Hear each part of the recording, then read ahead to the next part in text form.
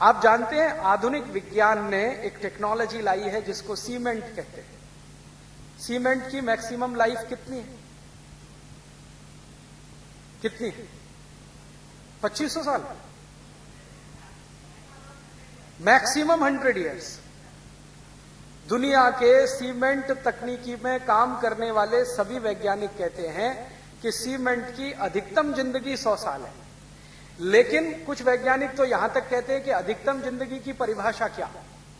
अधिकतम जिंदगी की परिभाषा अगर हम ये माने कि जब तक ये खंड खंड ना टूटे तब तक, या हम यहीं से मानना शुरू कर दें कि बनने के कितने दिन बाद क्रैक्स आ जाते हैं। अगर वो कहते हैं कि भाई बनने के कितने दिन बाद क्रैक्स आ जाते हैं, यहां से शुरू करें, तब तो सीमेंट की जिंदगी 5 साल भी नहीं। अच्छी से अच्छी बिल्डिंग को देख लेना, आज बनी है, साल भर बाद उसमें क्रैक्स दिखाई दे जाएंगे। तो कई वैज्ञानिक तो कहते हैं कि अगर क्रैक्स को हम आधार बनाएं तब तो ये 5 साल की जिंदगी भी नहीं है सीमेंट की, लेकिन पूरी बिल्डिंग खंड खंड टूट जाए तो 100 साल है। तो हम मान लें कि 5 साल से लेकर 100 साल है। अच्छा, अब दूसरी बात बताता हूं। आपने कभी भारत का कोई किला देखा है? फोर्ट? राजस्थान में तो आप हैं, यहां 2-3 किले बड़े मशहूर हैं। आमेर का एक किला है जयपुर में, जोधपुर का एक किला है, जैसलमेर का है, चित्तौड़गढ़ का है। ये सब किलों में आप जानते हैं सीमेंट लगा है? नहीं, चूना लगा है। चूना की मैक्सिमम लाइफ मालूम है कितनी? अगर वो 5 साल और 100 साल की कहानी कहें सीमेंट के बारे में कि क्रैक्स पड़ना शुरू हो, वहां से जोड़ें तो 5 साल और खंड खंड टूटे तो 100 साल, अगर चूने को ऐसा कहना शुरू करें तो चूने की मिनिमम लाइफ 500 साल है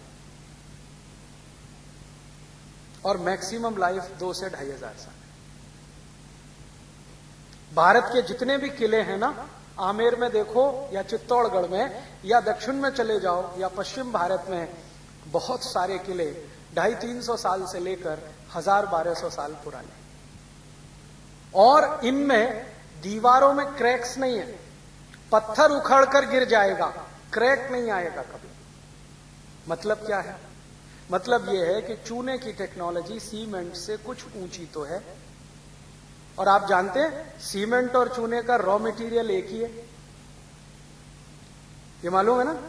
दोनों का रॉ मटेरियल एक ही है। इसका माने बनाने की जो तकनीकी है उसमें कुछ अंतर है। सीमेंट उसी रॉ मटेरियल से बनता है जिससे चूना बनता है, बस अंतर इतना है कि सीमेंट यूरोप में बना है, चूना भारत में बना है। चूना 500 साल तो कम से कम जिंदा रहता है, 2500 साल तो अधिकतम जिंदा रहता है। सीमेंट तो 100 साल से भी कम समय तक ही जिंदा रहता है। तो कौन सी टेक्नोलॉजी ऊंची है, चूने की कि सीमेंट की?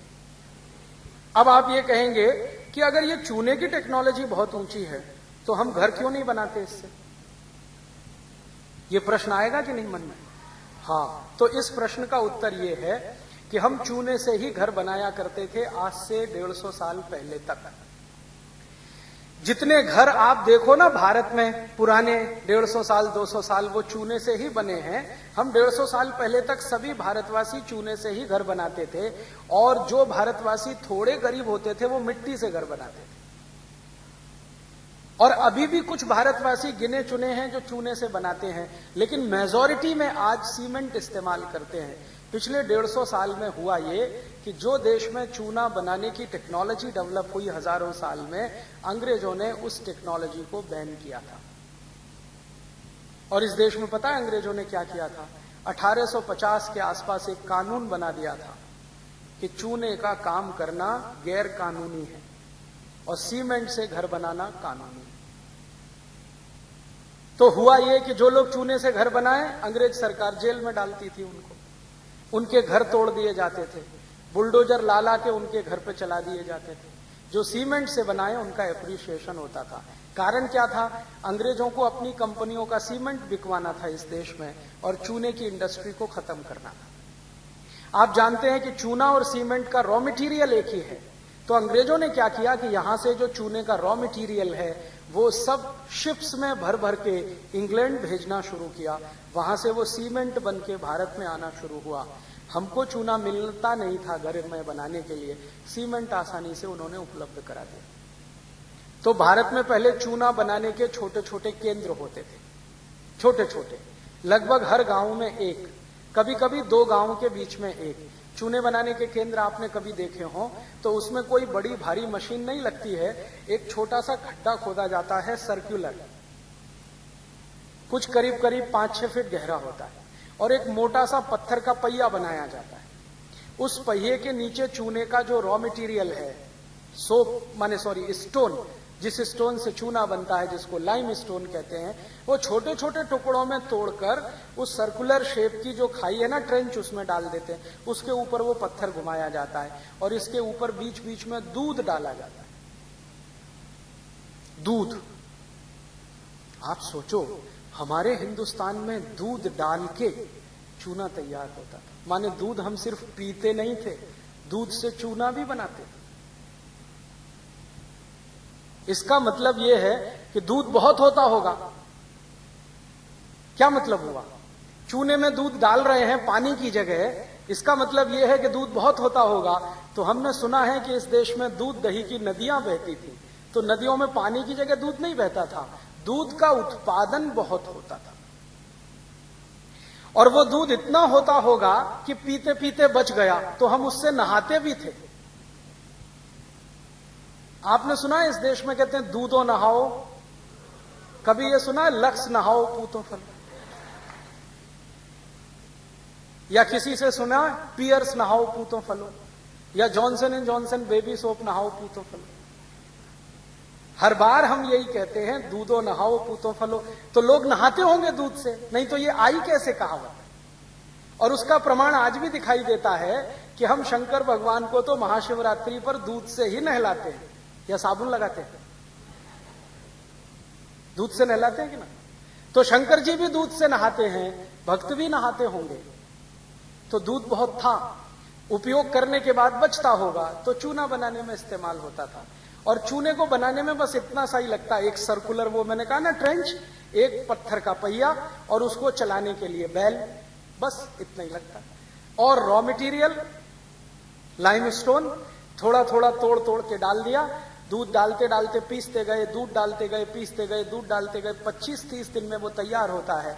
फिर उसको जब कंस्ट्रक्शन में इस्तेमाल करो तो उसमें जो बॉन्डिंग फोर्स है वो इतना ताकतवर है कि 2500 साल तक उसे कोई हिला नहीं सकता।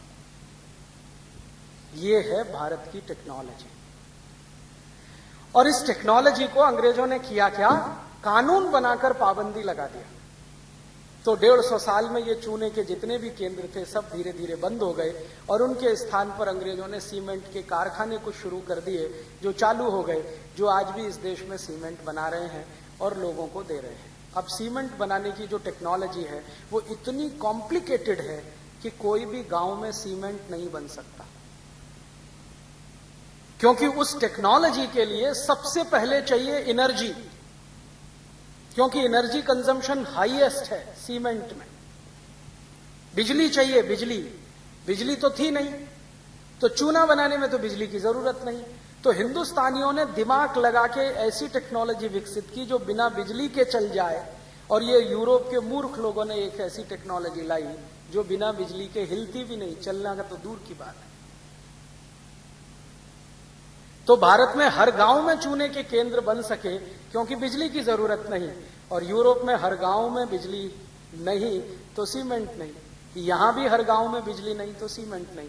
तो सीमेंट वहीं बन सकता है जहां बिजली हो, और बिजली हो तो थोड़ी बहुत नहीं हो, ज्यादा हो।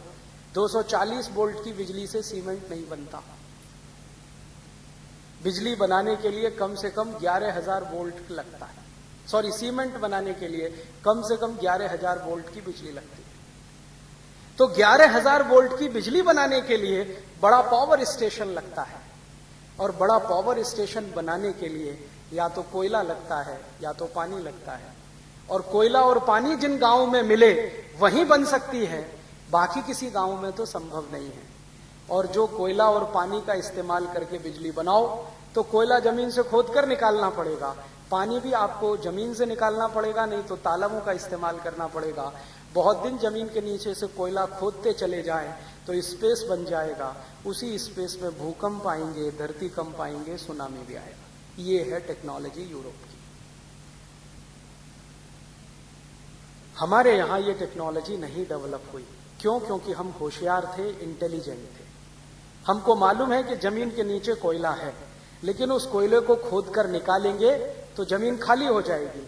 खाली जमीन निरापद नहीं होती, कभी भी अर्थक्वेक आएंगे, ट्रेमर्स आएंगे तो ढर ढरा के चली जाएगी। तो यूरोप और यूरोप के नागरिकों ने या उनके वैज्ञानिकों ने बिना सोचे समझे कोयला खोद खोद के तो निकाल के फेंक दिया। अब उन खदानों को भरने के लिए कुछ नहीं है, तो उन्हीं स्थानों पर सबसे ज्यादा भूकंप आ रहा है और अब हजारों लोग मर रहे हैं। तो देखो कैसी सुंदर टेक्नोलॉजी है। सीमेंट चाहिए तो बिजली चाहिए, बिजली चाहिए तो कोयला निकालना है, कोयले के साथ पानी भी चाहिए। पानी हमको पीने के लिए और खेती के लिए चाहिए। वो कहते नहीं, पहले बिजली के लिए चाहिए। तो पानी इकट्ठा करना है तो डैम चाहिए, डैम बड़े बड़े बनाने हैं तो पैसा चाहिए, और वो डैम क्रैक्स हो जाए तो बाढ़ ही बाढ़। फंस गए ना। इससे अच्छी तो अपनी टेक्नोलॉजी थी कि हमको क्या चाहिए, सोप स्टोन चाहिए, हर गांव में उपलब्ध है। दूध चाहिए, दूध कहीं खोद कर निकालना नहीं पड़ता, निकालना पड़ता है। दूध तो पृथ्वी के ऊपर ही उपलब्ध है। जानवर हैं तो दूध है, उनको घास खिलानी पड़ती है, वो भरपूर दूध दे देते हैं। और घास को हम वेस्ट मटेरियल कहते हैं। इस देश में अद्भुत मशीनें हैं जो वेस्ट खाकर दूध दे देती हैं कि नहीं। गाय, भैंस, बकरी वेस्ट खाती है। आप खा सकते हो घास, आप मानते हो ये वेस्ट है, वो वेस्ट को ही खाती है और बेस्ट क्वालिटी दूध दे देती हैं। वो दूध आप पीते हो, विटामिन ए मिलता है, विटामिन सी मिलता है, ताकत आती है। वो दूध अगर पत्थर में डाल दो तो और ताकत बढ़ा देता है पत्थर की, और वो पत्थर से पत्थर को चिपका दो बीच में रख के तो 500-500 साल टूटता नहीं। ये है टेक्नोलॉजी। अब जरा सोचो और विचार करो कौन सी टेक्नोलॉजी बेहतर है। दूध और पत्थर का इस्तेमाल करके चूना बनाने वाली। क्योंकि इस टेक्नोलॉजी में सबसे महत्वपूर्ण बात पता है क्या है, कि आप प्रकृति का, नेचर का कोई भी नुकसान नहीं करते। और ये जो सीमेंट बनाने वाली टेक्नोलॉजी है, इसमें हर समय प्रकृति का नुकसान करते हैं, उसके खिलाफ काम करते हैं। आज की सारी दुनिया परेशान है, पर्यावरण प्रदूषण बढ़ रहा है, माने प्रकृति के साथ छेड़छाड़ हुई है, उसके दुष्परिणाम बढ़ रहे हैं। तो भारत में जो टेक्नोलॉजी आई वो इस तरह की कि जो प्रकृति को ध्यान में रख के काम करे। यूरोप में जो टेक्नोलॉजी आई वो इस तरह की जो प्रकृति का नाश करे और काम करे। प्रकृति का नाश करके काम करने वाली टेक्नोलॉजी 100-200 साल से ज्यादा नहीं चलती, और प्रकृति का साथ देकर चलने वाली टेक्नोलॉजी हजारों साल चलती है। उसी को सस्टेनेबल कहते हैं। तो भारत में जो टेक्नोलॉजी बनी वो सस्टेनेबल है, प्रकृति के साथ चलने वाली है, लेकिन उसकी स्पीड कम है। जानते हैं क्यों है? क्योंकि नेचर की स्पीड भी कम है।